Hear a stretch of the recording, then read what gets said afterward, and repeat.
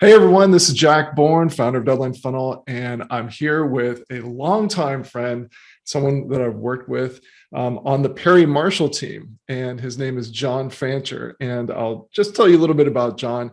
So hopefully you know about Perry. If you don't, rush over to Amazon and go buy, there's a couple books I would recommend. A tried and true one that I think every marketer needs in their library is the 80-20 sales and marketing book. There's a lot of great stuff in there. Take note of chapter 6. I make a cameo. My tactical triangle concept is talked about in chapter 6.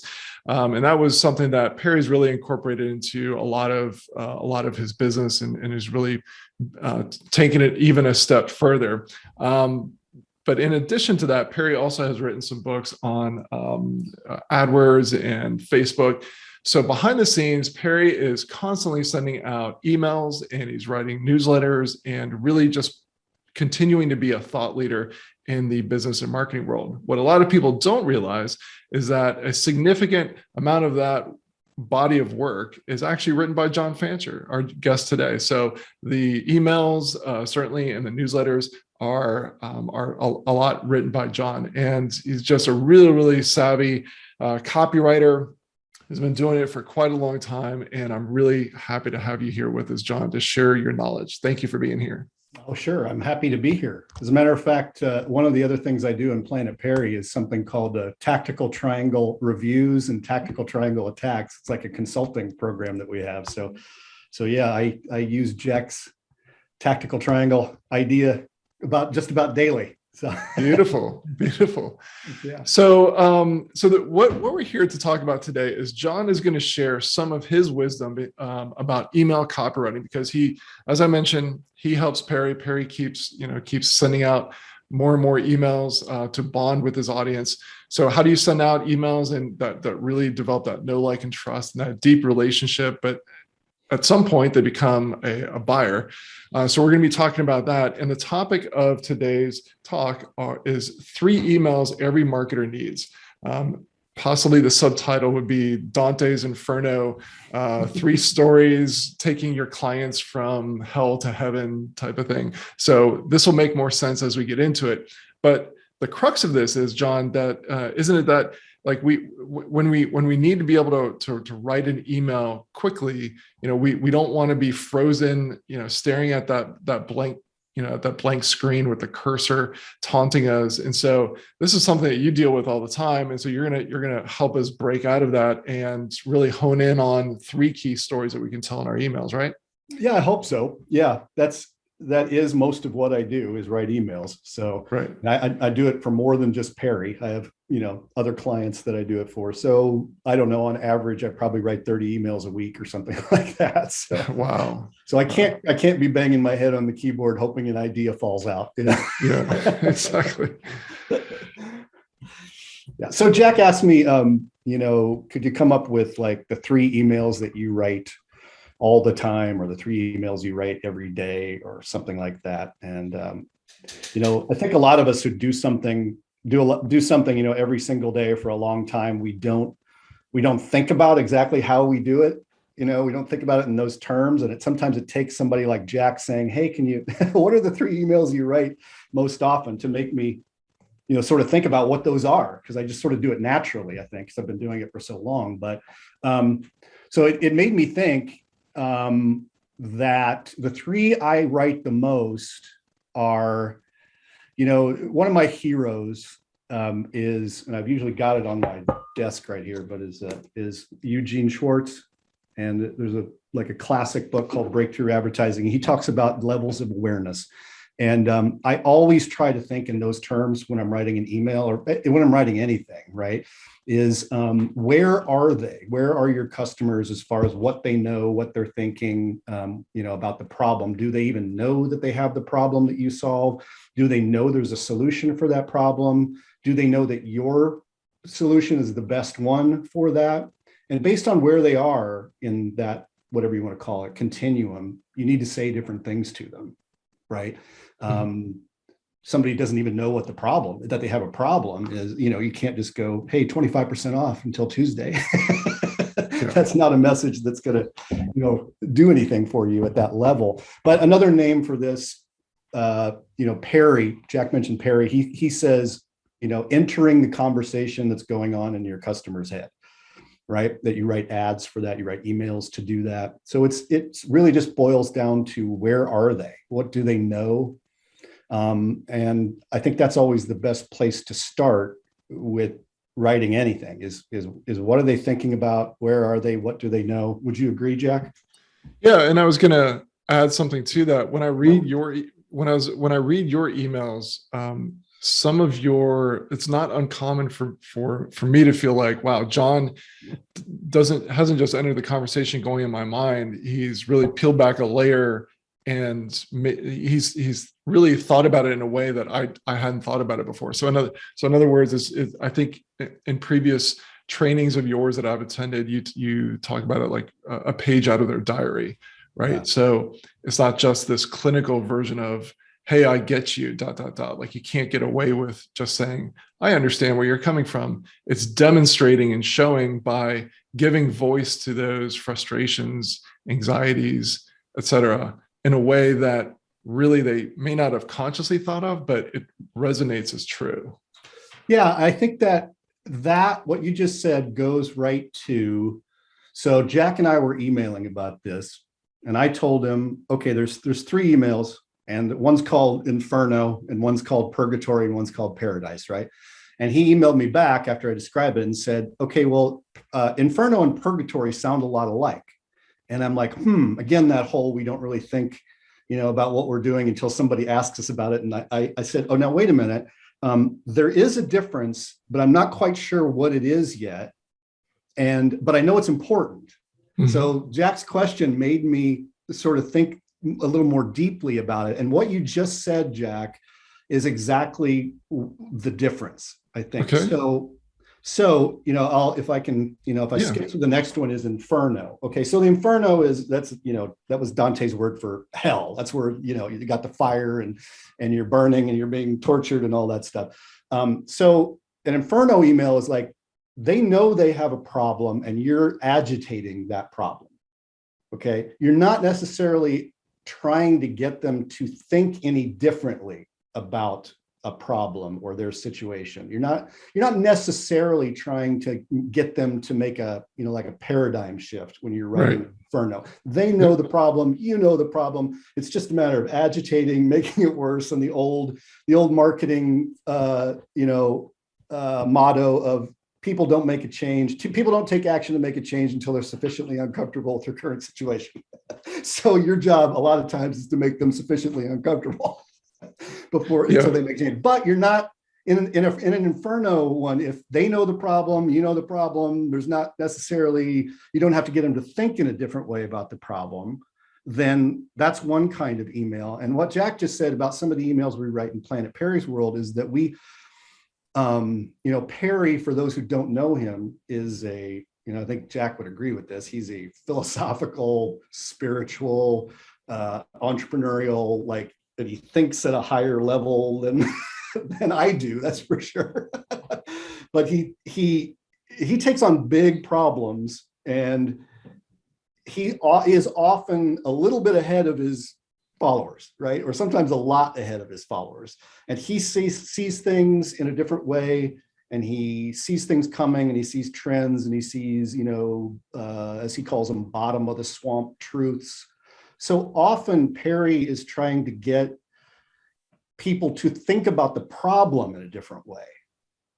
Okay, so if an Inferno email is, okay, we both agree on what the problem is, and we're just going to agitate it, and we both know you're in hell, and we can feel the flames, and there's as he calls it, a bleeding neck, right? If your customer has a bleeding neck, that's a problem where they'll do anything to get it solved. They'll go rush to the emergency room. But often the bleeding neck is in what we're talking to Perry's people about. It's not a bleeding neck. It's a problem that they might have soon or down the line that they don't know about. And it's often we're just trying to get them to think about the problem in a different way. So if they're confused, or if they've don't know there's a problem, or they've given up on solving it, then that's where the purgatory email comes in. Does that make sense? Yeah, I think so. I think it'll make sense as we go through some specific examples, because I know you're going to after you describe these various emails or whatever sequence you want to do it. But I know that you're going to share some example emails that you've written. To me, it sounds like one of the differences that, just to recap real quick, it sounds like you're saying one of the differences here between these types of stories is that in one of them, you're not trying to change their mind about what the solution is. Like, because some people, they've got a problem and they think they know what the solution is or what is going to get them, over this hump, but it's actually something different. And it's from that mind shift that you enter the equation, you come into their life, but it's first by shifting their mind before you bring them on as a client. And I think I'm trying to remember what the other thing that I heard was, I think also another difference in the story from the way that you described it is that it's the sort of the magnitude of the problem. I guess the Inferno one is like, this is the problem that's on my desk right now, and I must solve this. This is what's front of mind. This has been bothering me, keeping me up at night. Whereas the Purgatory one, they know they have a problem, but they might have just put it in a box because, well, I've tried 6 different ways to solve it and I haven't been able to solve it. Or, yeah, this problem is coming up. I see it on the horizon, but it's not the thing immediately in front of me. And now maybe you're bringing it to the front, like having it move to the front of the queue, so to speak. Am I getting it right? Yeah, I think so, for sure. In Perry's world, he often talks about, I sell 2 things. I sell crack cocaine and I sell philosophy. He's like, crack cocaine is really easy to sell. Well, and just so people understand, in the marketing world, typically that's traffic. Yeah, right. Someone wants traffic, and so the easy thing to sell that people want is the one simple solution that's gets you twice as much traffic from Facebook. I'm making that up, but something like that. Mm-hmm. Yeah, they think that's the problem, and they're a lot of them are addicted to traffic because that's what they've known, that's what they see. You get more traffic, that leads to other things. Where Perry talks about other things, conversion, economics, and even more advanced concepts like star principle and simplification and things like that, which are they're not bleeding neck problems, and they're not crack cocaine. You got to step back to at least 30,000 feet, to think about those problems. And a lot of what we're doing. So, when Jack asked that question, I'm like, oh, okay, well, maybe there are some marketers out there that don't need to write purgatory emails because they're not necessarily needing their customers to think differently about the problem. I don't know. What do you think about that, Jack? Well, I think someone who doesn't need to write a purgatory email now eventually will, as your business grows and expands and as the market matures, because eventually you have to reach out to the segment. It goes back to the Eugene Schwartz thing. As you expand your market base, you need to bring people into the fold where they can be served by your solution, but they don't immediately understand the problem lurking in their business is more important than they realize. And they should be actively seeking you out. And so that's where you enter their world and elevate that problem and connect it to the solution that you have.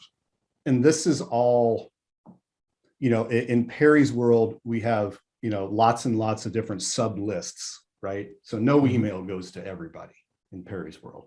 And there are people who've been with him, just joined, and we write certain things to them. And maybe those are mostly, Inferno emails. But I think the higher we get to where we're talking to people about his higher level mastermind programs like Roundtable or Advanced Mastery Network or things like that cost tens of thousands of dollars a year, then we're probably writing a lot more. We're writing a lot more purgatory emails at that level, just getting people to think bigger, think differently, paradigm shift, things like that. So let's dive into your description of these and sure. I know you have some advice about like where we should spend most of our attention, because I've seen a preview of these slides. So let's dive in. Yeah. So again, the Inferno email is, that's the that's the hell email. That's the twist the knife email.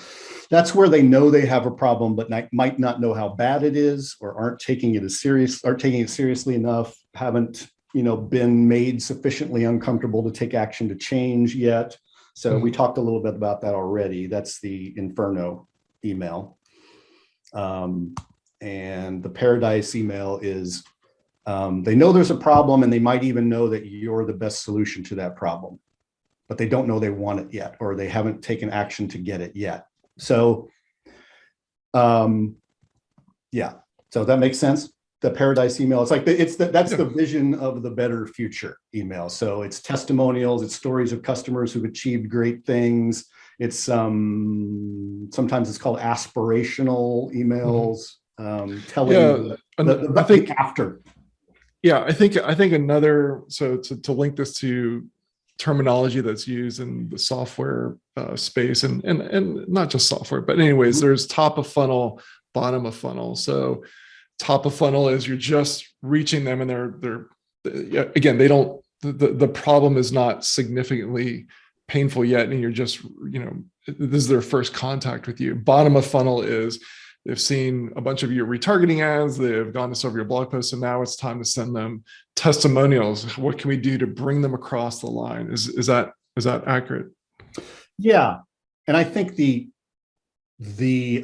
temptation for a lot of marketers is to just write Paradise emails.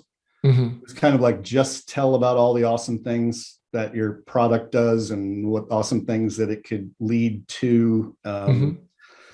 And for the right list, for the right market, that's appropriate. But often, those won't work if they don't realize they have a problem, or not thinking about the problem the way you want them to. So let's talk about the symptoms. Like, how would someone self-diagnose that they're sending too many Paradise emails, and maybe their email marketing would benefit from some of these other stories?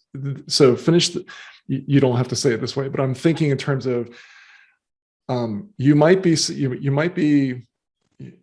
sending too many Paradise emails if the types of emails you send are mostly about testimonials. Yeah, I think if they're more about features and benefits, for sure. But if they're more about, I think like success stories, or, okay, so here's an example. Perry tries a lot of times to tell stories that are or he used to anyway, not so much anymore, but are kind of the equivalent of, I used to be a fool. He tells the before stories a lot more than, and there's even a word for it. People in his world know he calls them the pink Kool-Aid stories, which is when he used to be in Amway, and all the mistakes he made, and all the pain that caused him, and all the things he believed that he shouldn't have believed, and how that slowed down his career. And I think the benefit of doing that is, there's a lot of benefits to that. Is that, one, people go, if they're going through the same thing, they read themselves into that story, and they go, oh yeah, that's me. So this guy who knows all this great stuff and is now successful, he used to be like me, so I can do that in the future. Whereas I think, so if you're writing a lot of emails about all the great things that you've done, or all the great things that your customers have done, or all the great testimonials you get, those are fine. Those are all great things to do, but often people just aren't ready to hear it yet, because again, they're not uncomfortable with where they are yet, or they don't see the problem the same way you see it.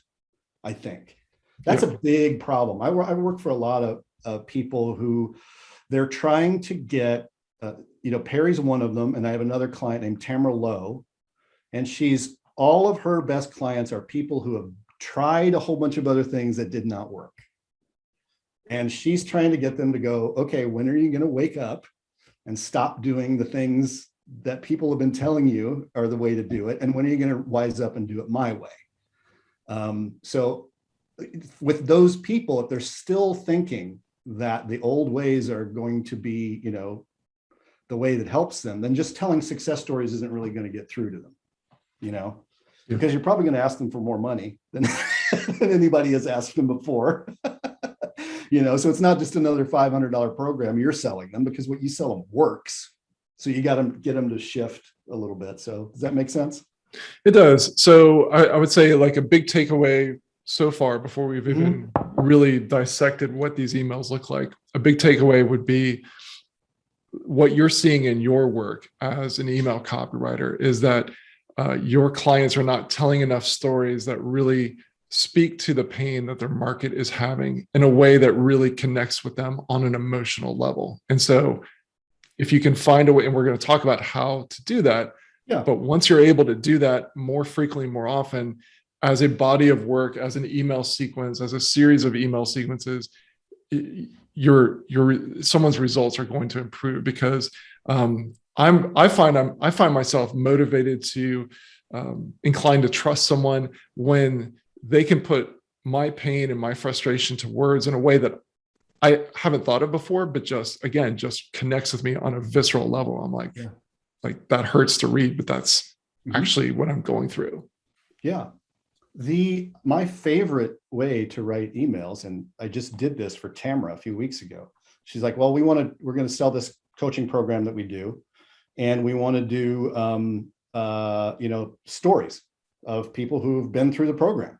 And we're going to give you emails, and we want you to do interviews with them and transcribe them and turn them into emails. And I'm like, oh, that's perfect. I'll do that all day long, because those are the best emails you can write, really. So I interviewed them, and one of the things I did was I stayed in like the before, like, tell me about, where you were before you found Tamara. Tell me about the problems. Tell me about all the things you tried before, all the things that didn't work and what was going through your head, and, where you were as far as your financial situation, and just, really make the emails, when we send out the emails, that's 80% of the email.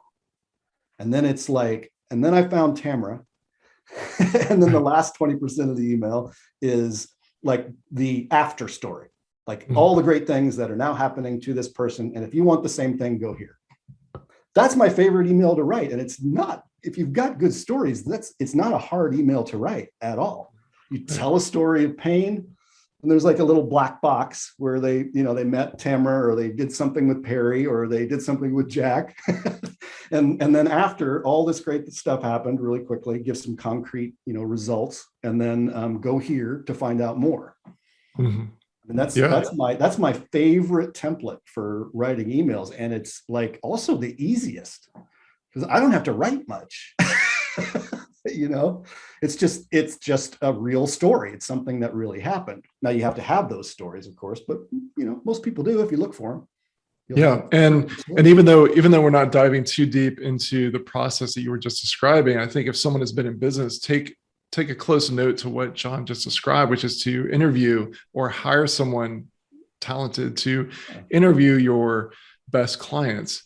And then the tip inside of that, which is something that I sometimes share, is to really, really stay in the before, because a lot of times, especially if someone knows that they're giving an interview, like, hey, John, like, let's do an interview of you giving a testimony about Deadline Funnel. A lot of people are really happy to do that. But what I find is that they jump right to how Deadline Funnel has changed their life. They don't spend nearly enough time in the, like, oh my gosh, I was frustrated and my Facebook costs were going up and I thought I was going to have to close the business, and all of this stuff that happens before they finally say, I'm going to finally try this Deadline Funnel thing, and then their life changes. So a key part of that is really digging into, wait a second, before we talk about like how your life has changed, what was the pain that brought you to this solution in the first place? Let's talk about that.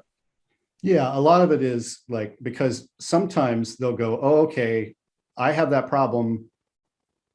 In Deadline Funnels, maybe one of the things that works. They could come away from thinking that. But if you really dig into it and they go, I tried this and I tried that and I tried this and then I tried this other thing and they all were terrible, then I tried Deadline Funnel. They go, oh, okay, well, I'm not going to try all those other things. I'm just going to go to the thing that works right away. Yeah. So that's good. So, we talked about a little bit like how to know when to use these. And, in a campaign, I'll use all of them or a version of them, right? If it's like a campaign of 10 emails we're doing to promote something, then, maybe 60 to 70% of them might be Inferno and Purgatory, and 30% of them might be Paradise. And it all depends again on the list and the offer and all that stuff that we talked about. But I would say one rule of thumb is, if you don't know, when in doubt, tell an Inferno story. Hey, here's the bad stuff that was happening, and all the things I tried that didn't work, and all the pain that caused, and I'm looking for a solution. And often that's like the next step you want them to take if they're at that level of awareness. Is it sometimes it's not even to buy, right? It's to, hey, I've put this thing together that will give you an assessment of how bad your problem is, or how likely it is you can solve it, or you've seen versions of that in lots and lots of markets, right, Jack, where it's like, we'll give you your something score, or your something IQ, or your whatever, and it gives them a score back. It tells them about themselves, and it goes, okay, you've got a really bad problem, so you need to do this. Because often at this level, it's pretty hard to get them to jump from we need to take the problem seriously to buy. Sometimes there's an intermediate step, especially in email. I'm often not asking for a sale in an email. I'm asking them to opt into something, to sign up for something, to go to a sales page, something like that. So, right. And then if they're confused or despairing, or they don't even know there's a problem, or you need to get them to think about the problem in a very different way, like we talked about, that's more of a paradigm shift kind of thing. That's more of a purgatory email. And then when they know the problem and they know you're the solution, that's the better place to tell a paradise story. And like we said, a lot of people rush to this version first. Okay. Good. Okay. And we talked about this too, so they can skip that. It's more of the way I put it is, a purgatory is more of an aha than an ouch. Right. Purgatory email is getting them to think differently about it and go, oh, I never thought about it like that before. Oh, yeah, I get it now. Okay. So an example of some Inferno emails that we sent recently were, Perry, one of the things that his side projects is that he's curing cancer. So, that's just something he's doing on the side, is he's curing cancer now. So I won't go into the whole backstory of that, but he's working with professors and oncologists and people, and he's done symposiums, and he's done, he's got a whole organization that's raising funds and supporting research and stuff. I think we'd all agree that cancer is something that we all know is a problem. He is actually asking them to think differently about it, because there are some things about cancer treatment and cancer research and the system of cancer that a lot of people don't know. But some of it is just, it's agitating the problem even more. The reason I chose these emails is that when you're in a market where there really is a problem, or there really is a terrible thing going on, that the system is just screwed up, it's just a mess. Often the most compelling copy is just describing a typical day. Jack mentioned earlier, read a page from their diary, right? And if you can do that, what we did here was literally that. So Perry has a friend whose wife is going through breast reconstruction process after, breast cancer treatment. And he wrote in his journal about their visits to various doctors and stuff, and all the crap that they went through, and the terrible customer service and just the humiliation and the shame and the embarrassment. And it was, the emails were, this is a fundraising kind of campaign, but the emails were just basically, here's what we're trying to solve. And we didn't comment really at all on what Robert had written, what Perry's friend had written. This is his journal. This is what we're trying to fix. We don't want your wife, your daughter, your mother, whomever, to have to go through this. And this is what we're fighting. So Yeah, they're, it's almost like difficult to read, of course, but let's see, what do I need to do to get to that? I need to go change what I'm sharing, right? No, I see your screen. Oh, you So, do? Okay. There we go. So I think it's this one. Yeah, so there's can you see that? yep. Okay. So as you can see, the title of the first one was, when they're lopping off a breast, the customer service is terrible. This is from I won't read all of them because we chopped it up into like 4, but I can read like maybe the first or whatever you want to hear. This is from the diary of my longtime colleague and client. My only comment on this: the work we're doing to fund cancer research is aimed at saving other wives, husbands, partners, children, sisters, brothers, mothers, and fathers from this sort of treatment. And then it launches into the journal. Visiting plastic surgeon number 2 to discuss mastectomy reconstruction. Strike 1, no directions other than address. Google did a shit job of getting us there, and it was confusing, circuitous route to access the building. Strike 2, $200 fee for an initial consult. For what exactly? Strike 3, 12-page stack of forms to complete. Could have been sent in advance. Wife: well, with everything going on, they might have sent them to me and I just missed it. Me: even if they had, they couldn't have called the day before to confirm receipt and remind you, whose life is made better by doing it this way. And now that these 3 events have raised suspicion, included in the packet, a form indicating that this physician carries no malpractice insurance. Was that designed to inspire confidence? Strike 4, 17 minutes later, we hand in the paperwork. The other patients have been seen this whole time. We're the only ones in the waiting room. Occasionally, a medical staffer returns from lunch, carefully avoiding eye contact, no movement, no progress, no indication of what's next. Do all physicians' offices suck this bad? Strike 5, the floor is dirty. You can hear and feel the grit under the soles of your shoes. They handle minor procedures in here, don't they? Strike 6, no indication as to when the hell we're actually going to see someone who self-identifies as a physician. 2 outs, nobody on. So I don't know, Jack, do I need to?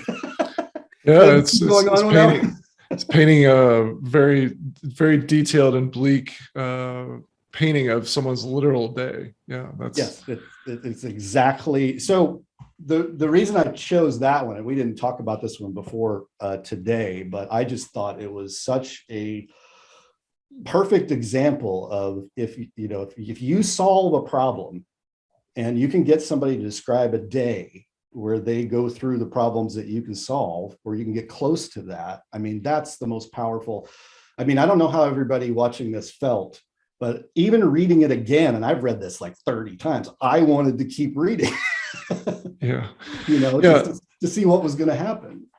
So you kind of touched on something that I was going to ask next, and that was I'm just thinking, if I'm watching this and I think, okay, I want to write an email that really speaks to someone's pain and what they're going through, but I'm not dealing with anything even coming close to the importance or magnitude of cancer research and what people go through who are suffering from this. How am I going to be able to use this? And you touched on that, but why don't you speak to that a little bit more? Because a lot of us just sell software or, coaching services, and these solve real pain points, but, talk to how someone could use a purgatory story in that sense. An Inferno story? Yeah, I'm sorry. Yeah, yes, an Inferno story. Well, yeah, I mean, cancer's quote easy one, right? Because everyone knows how bad cancer is. But there's probably if your product or solution does a good job of solving a problem, then someone has had a big problem in the past, or you wouldn't have come up with your solution. Hopefully, right? You're fixing some problem with your solution, and you're hopefully fixing it better than someone else, or someone else's solution is fixing it. So your Inferno email might not be like this, but you've certainly got stories where people have spent way too much time solving the problem, wasted too much money. I mean, as far as software sales and installations and things like that go, I mean, horror stories abound in that industry. Yeah, I think, tell me if you agree with this. And I think this is one of the things that you do naturally because it's part of what you do. So when I read your emails and the emails of other what I consider to be really talented copywriters of your caliber. One of the things that I noticed that this feels different than less talented copywriters is that it's painting a detailed scene. Now, this one happens to be pulled from someone's diary, and so they've, I'm sure you massage the copy a little bit, but they've pulled the information. They've written the scene for you. But whether you're selling, software or a coaching program or an online course or a physical product that someone's going to get in the mail, it's probably solving a problem.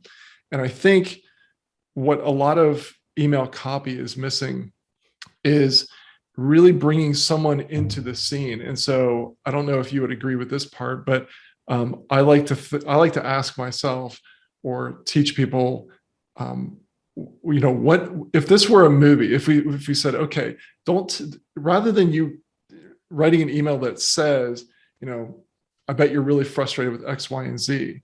If we said instead, okay, you've got to write a script that paints the scene of what's going on, paint the movie scene so that when we film this, someone's going to go, oh man, I'm so emotionally there with what someone is going through. How do you feel about that concept? Well, yeah, I mean, I agree 100%. So, one of the things that I try to do is when I write an email, I usually write the first draft really fast, right? I just crank it out. And then I look at it and I go, usually there's something at the very beginning that is like dull, or it's just me. We call it clearing your throat. It's just like, oh, hey, I want to tell you this story about this guy who did this because you probably have this problem. Why not just launch right into it? It's an old, dramatic, mechanism or technique or whatever called in media res. And all it really means is jumping into the middle of the story without any prologue. So in the what is it? Not the Odyssey, the other one, the Iliad. Rather than Homer going, okay, well, there was this woman and she was married to a king and this guy kidnapped her and everybody got really upset. So they went over and they started a war. He doesn't do that. He just starts like the Greeks are, the arrows are raining down on the Greeks and they're wondering what the heck's going on. And he starts there. He just starts in the middle of, wah! Yeah. So that's in media res. What that means is just starting at the most interesting part. Now, we did give a little bit of an introduction on this one, but we got into Robert's stuff like right away, pretty much. A little short introduction, and then we jumped into the story. The other thing is just, and often just telling stories does this anyway, but it makes things, make things as concrete as possible. Give details, give like time and date and location details. It's almost like the journalism thing of who, what, when, where, how, why thing. Whenever you read a good newspaper article, you try to do all those things to really tell a concrete, engaging story. Another one too is if you can replace lecturing with like dialogue. Dialogue is more engaging and more story-like than me telling you that the 3 reasons you need to do ... It's like having a conversation. One of our favorite emails is to write is, hey, just got an email from so and so, and then we say what they rather than saying something like oh, hey, here's one of the most common questions I ever get. Question I get a lot is this, and here's what you should do if you have this question.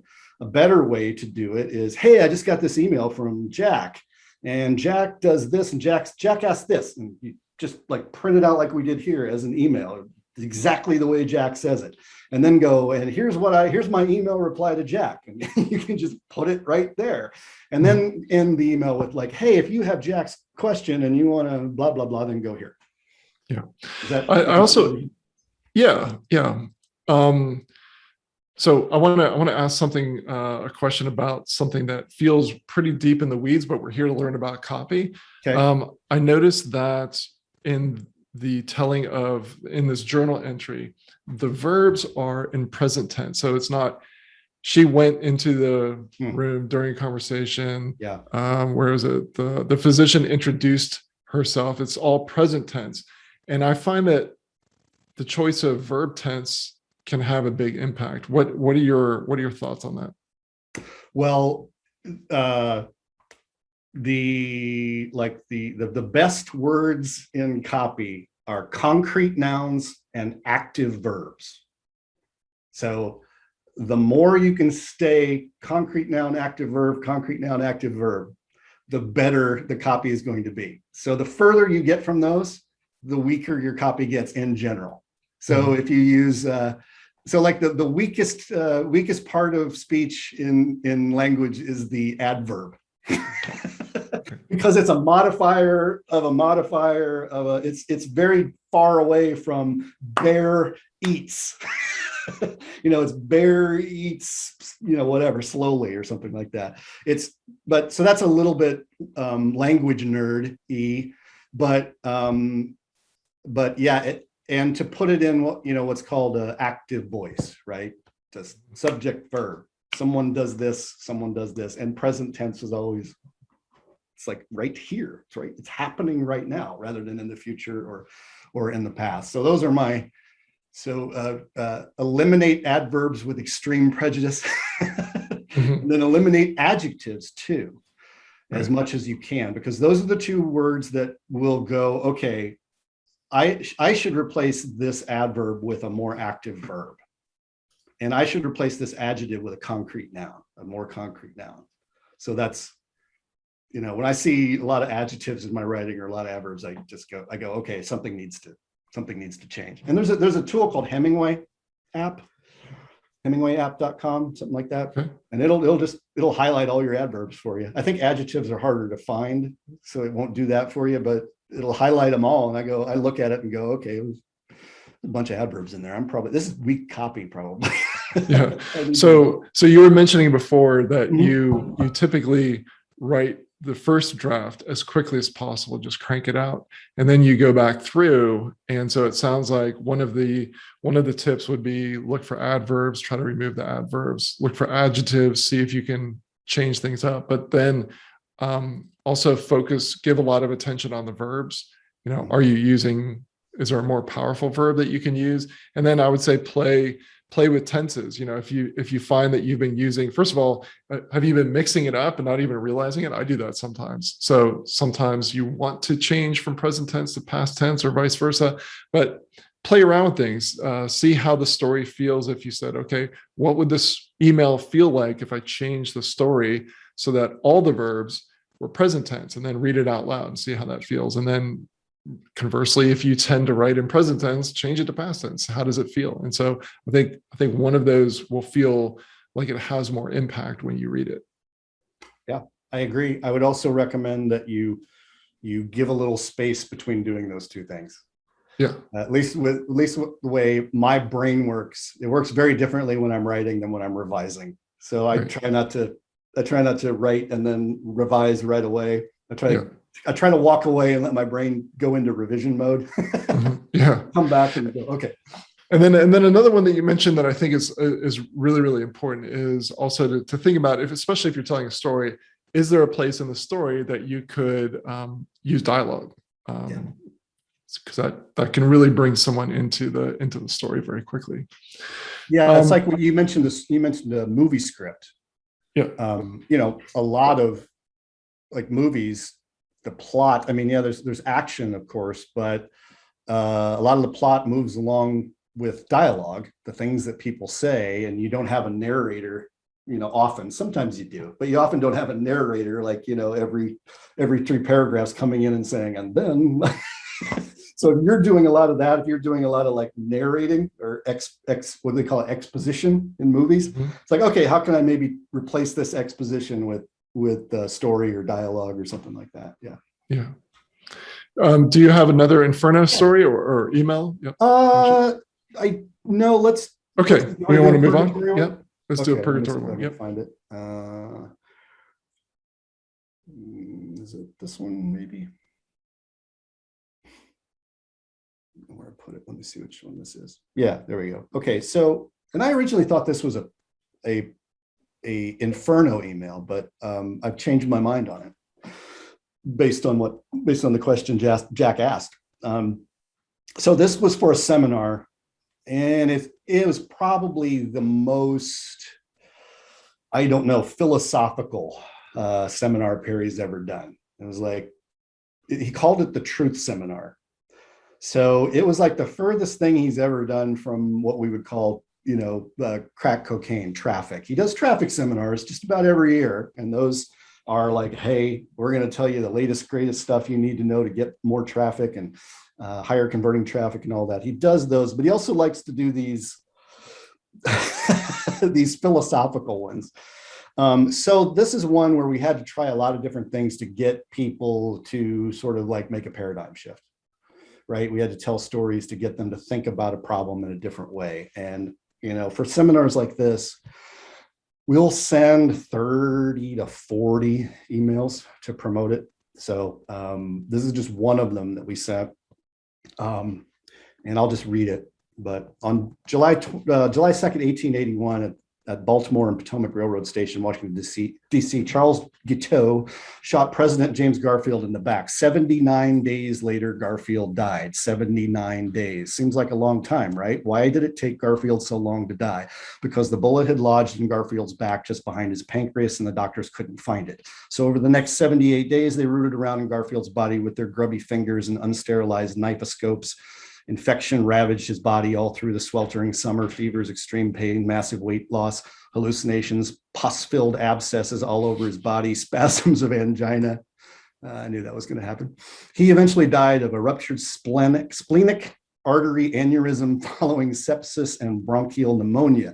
But Garfield would not have died if x-rays and sterilization methods were around in 1881. They would have found that bullet and plucked it out.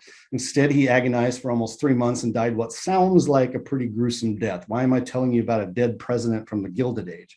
Because your business model, your market, your product, your industry, your personal brand might have a bullet lodged in it. And there are two things you cannot do. One, ignore it. Two, go digging around with old tools trying to find it. Looking for bullets in all the wrong places, just making the wound worse. You need to perform an x-ray on it fast before it turns into infection and gets out of control. I've got that x-ray and I'll reveal it at my truth seminar. Find out more, register here, and then it takes them to the sales page where they read the sales page. So this is, it's kind of the opposite of crack cocaine, right? So this is saying you could very well have a hidden problem, a problem you don't even know about, right? That's lodged in there. Now, Garfield definitely knew he had a problem. Right. I mean, he felt it. But what we're saying here is it's going to get worse and worse and worse and worse if you don't do something to find it. And I've got that in my, I'm going to tell you how to do that at the seminar. So it is kind of getting them to think differently about the fact that they might have a problem, right? It's not like you are currently going through this problem. And a lot of times when you're facing that, the story that you need to tell sometimes is like this. It's like a story from history that's an analogy. It's like a parable. It's something that's like something that's going on, but not exactly like it. And you need to, in order to get them to shift their thinking, you need to go, you know what you're going through right now is a lot more like this than you realize. Right. You're more like a president with a bullet in his pancreas than you realize. So I don't know. Does that make sense? This worked, by the way. I got more clicks than any other email. So yeah. So maybe the mental linkage, just for memory's sake, the mnemonic would be, purgatory is like a parable. So you're in many cases you're telling somewhat of a parable or a metaphor to help someone think about their situation differently. Because the message that you're trying to get across here with your metaphor seems to be very clear to me that you have a problem. We both know, like your business isn't where it could be. The problem is worse than it is. You can't ignore it. And if you try to self-diagnose it, you could make it worse. And so have us help you out.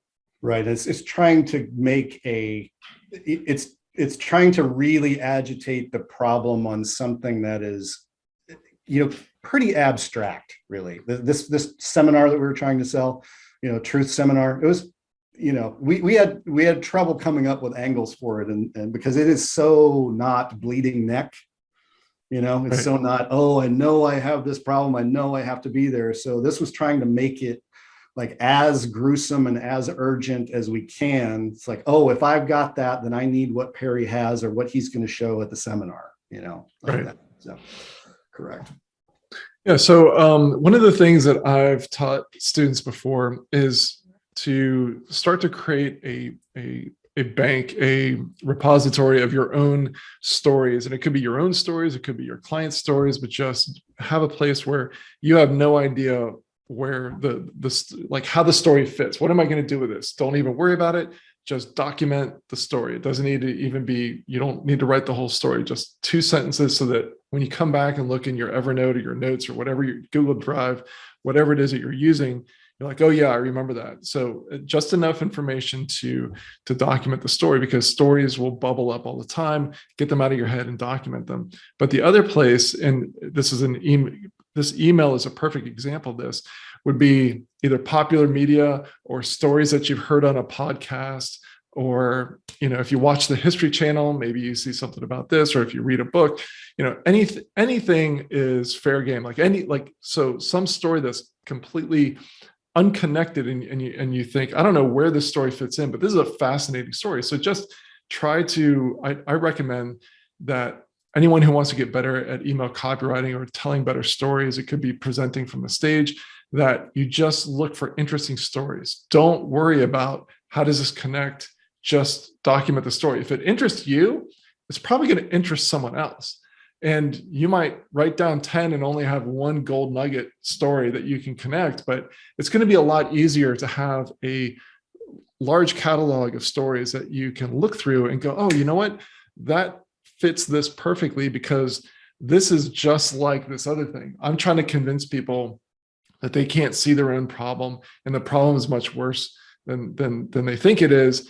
And if they leave it untreated or try to treat it themselves or treat the wrong problem, they're going to make it way worse. That connects with this story. Boom, I've got my email, right?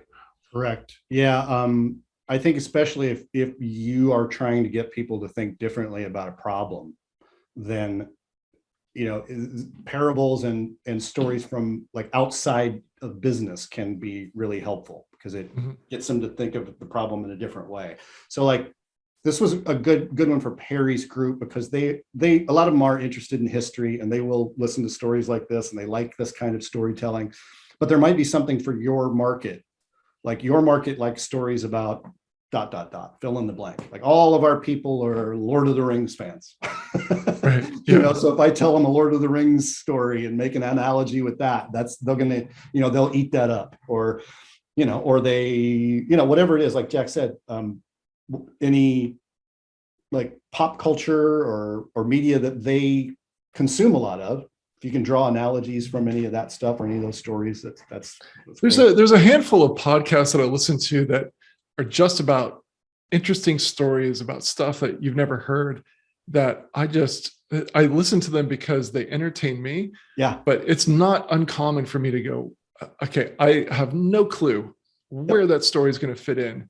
But I listened to this podcast for 45 minutes, just completely enthralled to hear how this story unravels.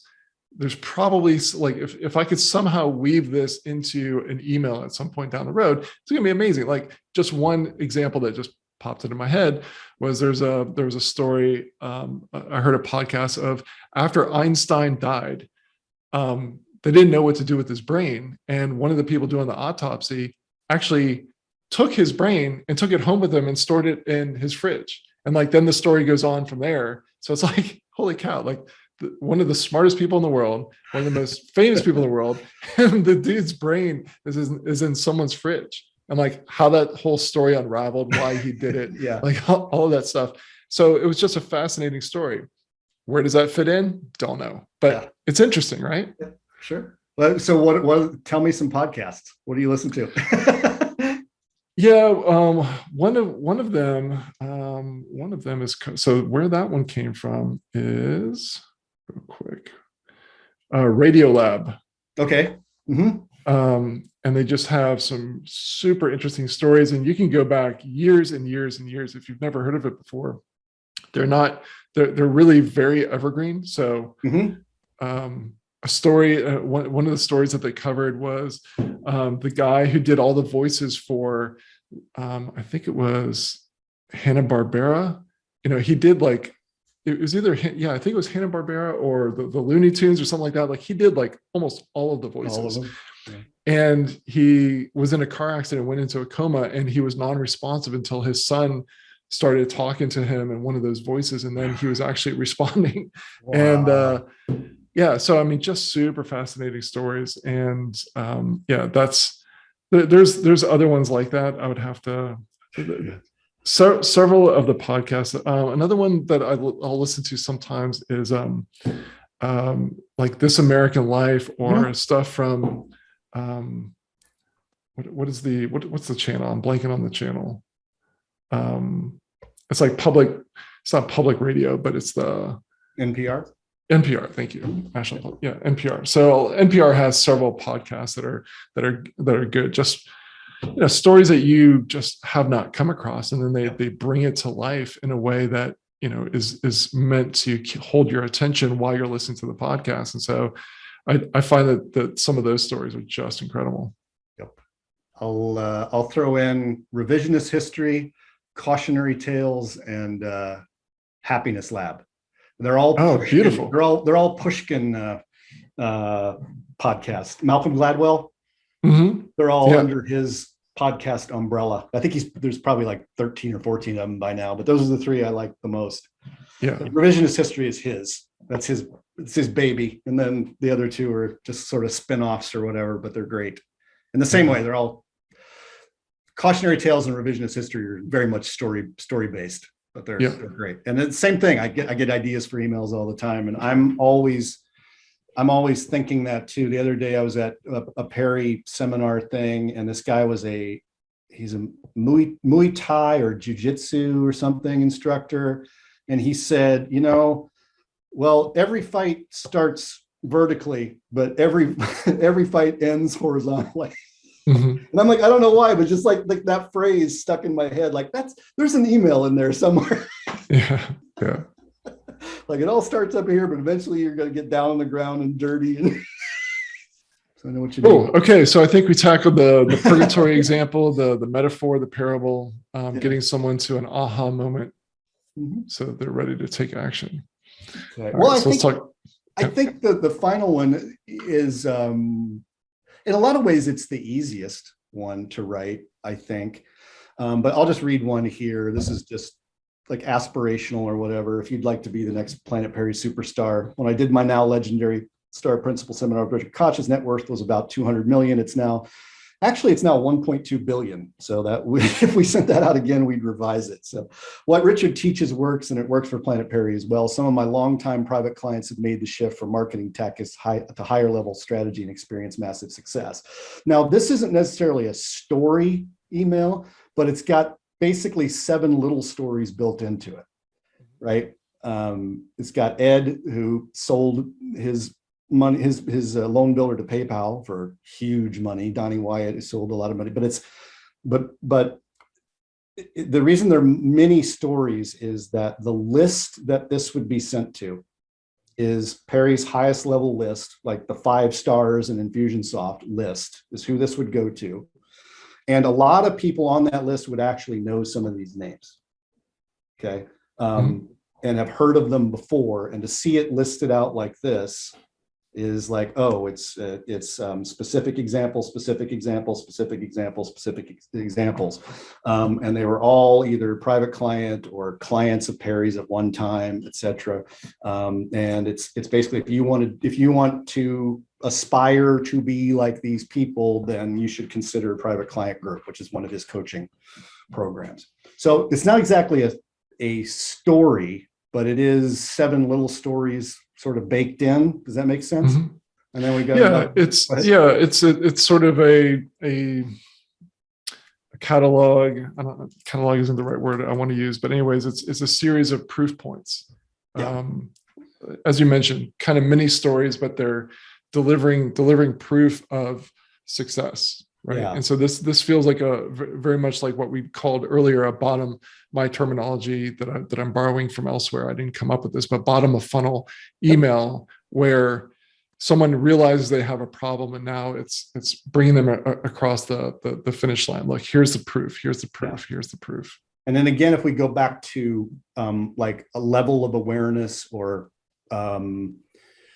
what particular list these people are in that are receiving this email, these are people who totally already buy into that Perry is a good solution.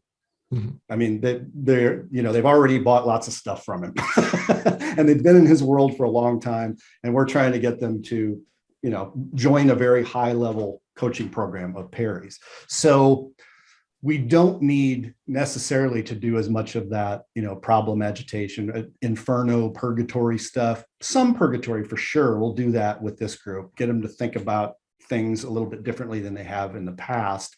But a lot of it is just, hey, you know me, and you know that I know my stuff, and I have this great program, and we're taking applications for it now. So if you want to be like these guys, then go here to find out more.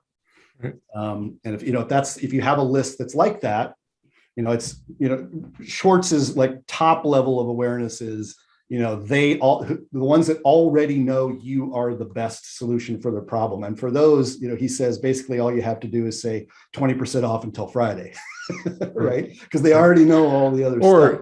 Or just so people don't confuse what you said as you needing to throw a discount, but you could say, I'm now taking enrollments again. Yeah.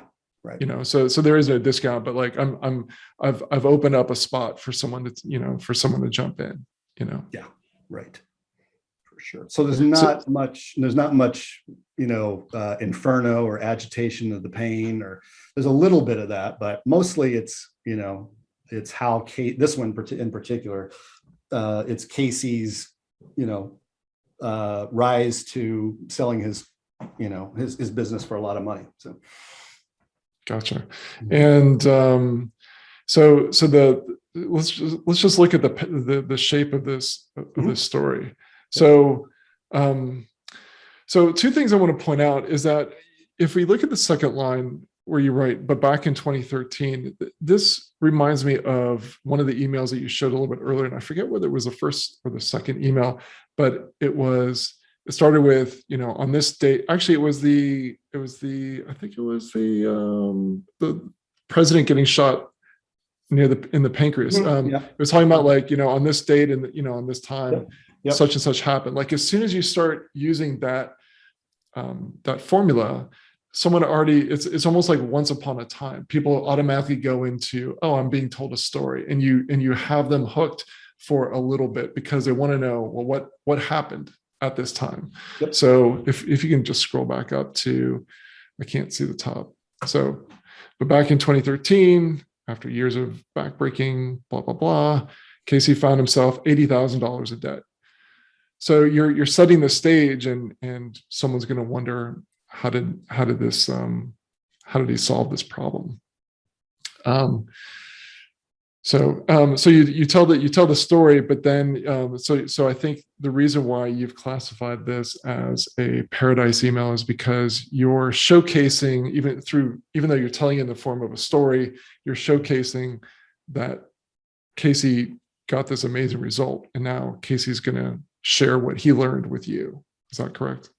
Correct. Right. How he went from $8,000 a month to, how he went to $8,000 a month, 90 days, hauling in over $2 million a year. This was written a while ago.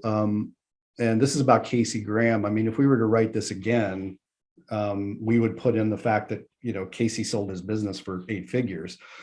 So this is an even bigger story than it is now. It's more of a paradise story than it even was when we wrote this. So, and then Casey will show you some of the things, how to create predictable business, how to launch, all the things that he did to get where he is. So there's not much agitation of the pain at all. It's kind of, it's kind of like, if you're in this situation and you want what Casey has, then, join us on the webinar or find out more here.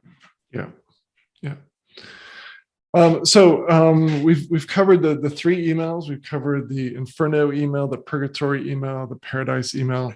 Some of the big takeaways that I just want to recap I think it was really important that you see a lot of emails that your clients have written, and you're going in and you're taking a look at their body of work and then trying to figure out how you can take that client to the next level. And you've said that not enough either Purgatory or Inferno emails, but particularly Inferno emails have been written. That too many people write the paradise email of, client had this amazing change. If you want that amazing change, click here, but not talking to the pain enough.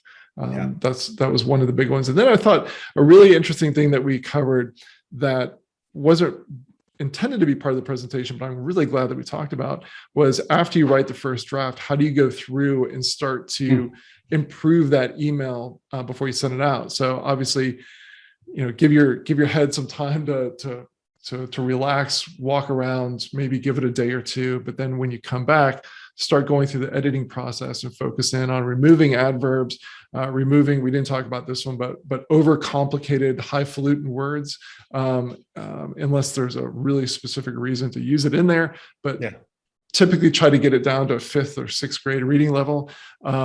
Focus on the verbs. Try to remove adjectives when possible. Don't overdo it with the adjectives.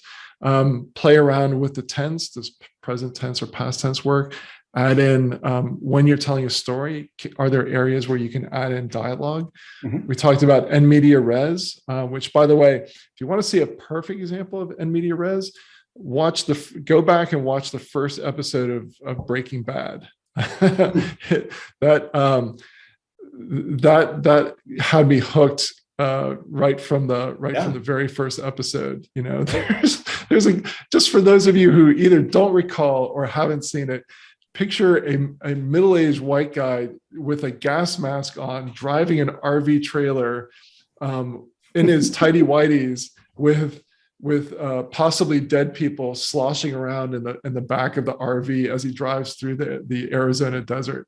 That's the opening scene as the RV goes by, his pants float down from the sky. Like what is going on?